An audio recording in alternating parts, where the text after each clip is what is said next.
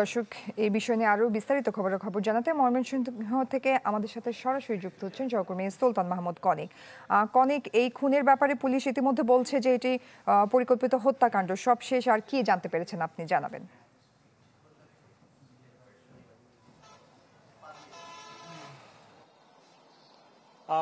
জয়ী, এটি একটি নৃশংস হত্যাকাণ্ড এবং পুলিশ কয়েকটি বিষয় মাথায় রেখে তারা তদন্ত কাজ চালাচ্ছে। এরই মধ্যে যাকে সন্দেহভাজন হিসেবে যাকে টার্গেট করা হয়েছে, রফিকের ছোট ভাই নজরুল, সে কিন্তু এখন পর্যন্ত পলাতক আছে। তাকে ধরতে হন্য হয়ে খুঁজছে পুলিশ। তবে পুলিশ আমাদের কাছে একটি বলছেন যে তারা সন্দেহের তালিকায় রেখেছেন, নিহতের স্বামীকেও সন্দেহের তালিকায় রেখেছেন। সেজন্য তারা থানায় এনে তাকে জিজ্ঞাসাবাদ করছে যে কি কারণে মূলত বিরোধ থাকতে পারে। তারা আপন সহোদর দুই ভাই, তারা একসাথেই থাকতেন, স্ত্রী থাকতেন, দুই সন্তান থাকতেন।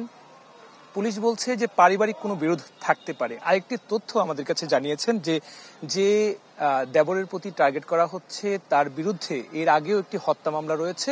সেই মামলায় সে জামিনে ছিল। এখানে তার ভাইয়ের সাথে সে থাকতেন এবং অটোরিকশা চালাতেন ভালুকায়, এতটুকু আমরা জানতে পেরেছি। ঘটনার পরপরই নিহতের যে স্বজনরা আছেন তারা ছুটে এসেছেন। এখন পর্যন্ত মরদেহ 3টি ভালুকা মডেল থানায় রাখা হয়েছে। এখানে ময়মনসিংহের যিনি পুলিশ সুপার আছেন তিনিও এসেছেন। এই ঘটনা তদন্ত কাজে জিজ্ঞাসাবাদের যে প্রক্রিয়া চলছে সেখানে তিনিও ছিলেন।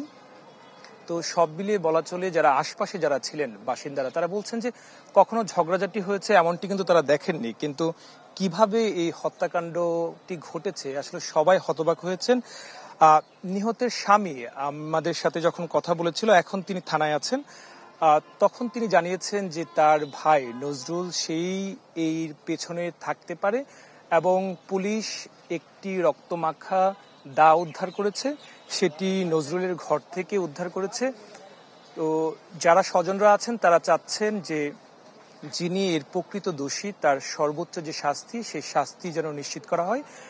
পুলিশ কয়েকটি বিষয়কে মাথায় রেখে তারা তদন্ত কাজ চালাচ্ছেন। তারা আমাদের কাছে জানিয়েছেন আনঅফিসিয়ালি ভাবে যে তারা সর্বোচ্চ চেষ্টা করছেন যত দ্রুততম সময় সম্ভব যিনি প্রকৃত ঘাতক তাকে গ্রেফতারের জন্য সর্বোচ্চ চেষ্টা চালিয়ে যাচ্ছেন। ভালুকা থানায় স্থানীয় আশপাশের অনেক বাসিন্দা এবং নিহতের স্বজনরাও তারা এসে এখানে জড়ো হয়েছেন। তো এখন পর্যন্ত সবাই আসলে অপেক্ষায় আছেন যে কেন কি কারণে এই হত্যাকাণ্ডটি ঘটেছে। বাড়ির যিনি মালিক ছিলেন বাসা ভাড়া নিয়ে থাকতেন, এখানে মূলত পোশাক শ্রমিকের কাজ করতেন রফিক উদ্দিন। এখানে প্রায় 1.5 মাস আগে মূলত এই বাসাটি ভাড়া নিয়েছিলেন।